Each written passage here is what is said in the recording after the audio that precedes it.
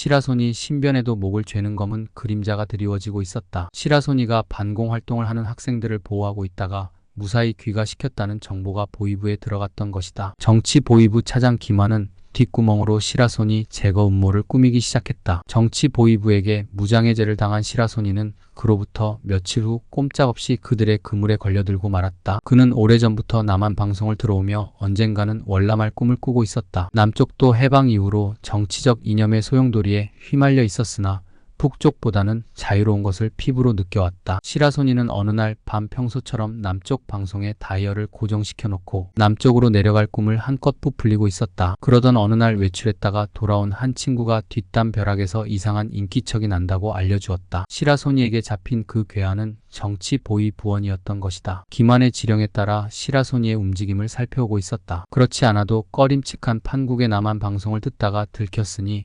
옴짝달싹 못하고 반동분자로 낙인 찍히게 된 것이다. 의거에 가담했던 학생들을 피신시키고 공민증을 마구 빼내어 그곳 유지들에게 건네주었으며 마침내는 남한 방송까지 듣다가 걸렸으니 시라소니에게 닥칠 일은 눈 감고도 점칠 수 있는 노릇이었다. 시라소니의 뒤를 쫓다 들킨 정치 보위부원은 그 자리에서 박살이 나고 말았다. 시라소니는 그 길로 곧장 집으로 뛰어가 잠시 고향을 떠나겠다고 노모에게 아직 인사를 하고는 잠적해버렸다. 그러나 시라소니를 용납할 만한 장소는 없었다. 더 이상 신의주에 머물렀다가는 쥐도 새도 모르게 없어질 판이었다. 마침내 그는 고향을 떠나 남쪽 길을 택하기로 했다. 그는 마지막으로 신의주 유흥가에서도 가장 흥청거리는 신의주 회관으로 발길을 돌렸다. 신의주의 마지막 밤이다. 나는 또 고향을 떠나야 할 팔자다. 독백을 터뜨리며 시라소니는 박차고 일어나 밖으로 나왔다. 시라소니가 나타났다는 사실을 보위부에서는 이미 알고 있었다. 회관 저 앞에서 몇 명의 패거리들이 가로등에 긴 그림자를 끌며 다가오고 있었다. 이날 밤따라 그 무리들은 유령처럼 보였다. 그들은 악명 높은 정치 보위부원들이었다. 시라소니의 눈동자에는 핏발이 서고 있었다. 그는 관역을 정조준한 사수처럼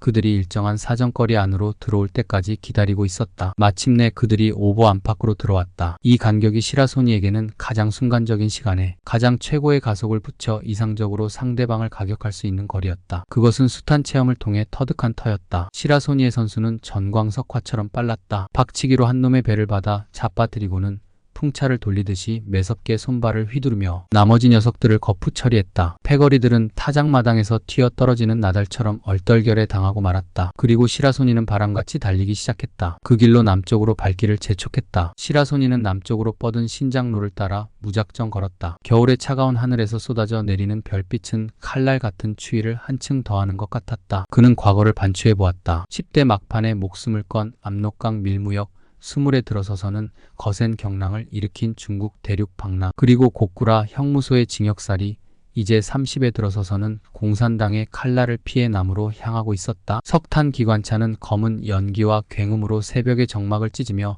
산 넘고 내 건너 구비구비 평양으로 달렸다. 열차는 선천, 정주를 거쳐 청천강을 건너고 있었다. 하루절만 더 달리면 남행길의 첫 관문이 되는 평양에 들어선다. 평양에서는 시라소니를 반갑게 맞아줄 사람이 기다리고 있었다. 평양철도국 부대장으로 있는 노문평이라는 청년이었는데 그는 고향 신의주에서 옆집에 살던 사람이었다. 노문평 쪽에서 보면 시라소니는 은인이었다. 당시 시라소니는 많은 사람들에게 도움을 베풀었다. 그러한 시라소니가 도착하자 노문평은 언제나 시라소니의 은혜를 갚기 위해 학수고대하고 있던 참이라 먼 길을 찾아온 그를 따뜻하게 맞았다. 당신은 해방 후라는 혼란기라서 그런지 평양의 모든 것들은 정신이 없었다. 특히 남하는 사람들의 발길을 막으려는 공산당의 지독한 방해책 때문에 남쪽으로 가는 차표 사기가 꽤 까다로웠다. 시라소니에게 평양은 제2의 고향이었다. 그가 한창 주먹을 쓸 때는 평양까지 무대를 넓혀 설치던 곳이기도 했다. 그가 싸움에서 비기로 삼는 박치기는 주로 이곳 평양 싸움에서 익힌 것이다. 그래서 그의 박치기는 저 유명한 평양 박치기의 한 주류를 이루기도 했다. 노문평은 초췌한 시라소니에게 새옥과 사리원으로 가는 차표까지 쥐어주었다. 특히 노문평은 전화를 걸어 사리원 이후까지도 별 탈 없이 가도록 현지 정보대장에게 연락을 취해주기까지 했다. 노문평은 남쪽으로 공작을 하러 간다는 시라소니의 이야기를 그대로 믿은 것이다. 시라소니는 노문평에게 죄를 진 것 같아 괴로웠으나 아무 탈 없이 갈 길을 트기 위해서는 어쩔 수 없는 노릇이라고 생각했다. 평양에서 사리원을 잇는 남행길은 순조로웠다. 38선이 가까운 사리원에서는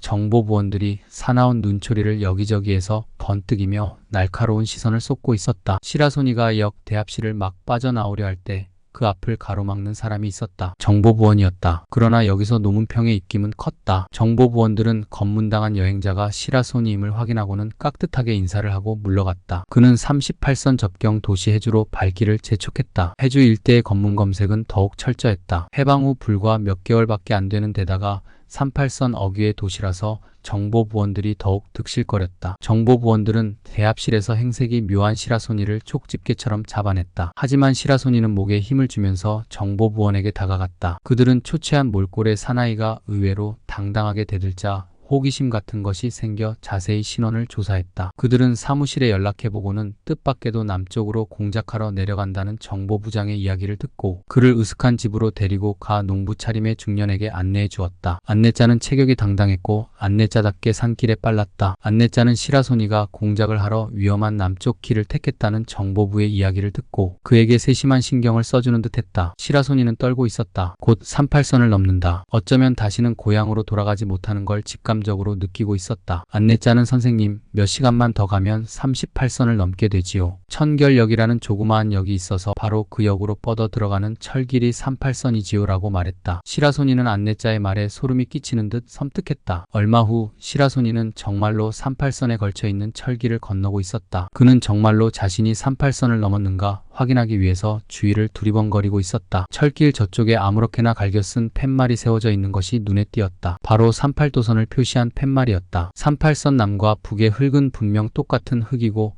그곳을 넘나드는 사람도 똑같은 피를 나눈 한 민족이다. 어슴풀의 어둠이 물러가는 38선의 새벽 공기가 폐부를 찌르는 듯하자 그는 어느새 콧날이 시큰거렸다. 아무리 새벽녘이라지만 인적 하나 없는 38선의 정적은 살기를 느낄 만큼 으스스했다. 남북한의 정치적 이념의 대치로 인해 어느새 두꺼운 장벽이 된 38선. 그러나 시라소니는 이런 골치 아픈 생각을 할 겨를도 없이 고요한 세기를 따라 내려갔다. 시라소니는 신의주를 떠난 지 엿새 만에 남쪽 땅을 밟는 데 성공했다. 극도로 긴장했던 그의 신경은 점차로 풀리고 있었다. 새삼 추위와 배고픔을 느끼기 시작했고 걸음이 느려졌다. 38선을 넘어 첫 마을인 청단을 지나 개성에 당도했다. 처음에 시라소니는 개성 경찰에게 의심을 받았지만 한 청년이 경찰서로 뛰어들면서 사태 수습을 요청했다. 오래전에 신의주에 있다가 개성으로 온 후배 청년이었다. 그 청년은 신의주에서 시라소니가 반공 활동을 하고 어려운 사람들을 많이 도와준 사람이라고 말했다. 시라소니의 평소 행실 덕분에 무사히 풀려나와 서울로 향할 수 있게 되었다. 그때 서울에서는 해방 초기의 혼란과 함께 거센 경랑이 일고 있었다. 해방이 되자 미국, 소련, 영국 등 세계국 외상이 모스크바에 모여 미국, 소련, 영국, 중국 등 4대국이 주도하는 한반도 신탁 통치를 결의했다. 이는 한국이 독자적으로 정치를 해나갈 능력이 없으니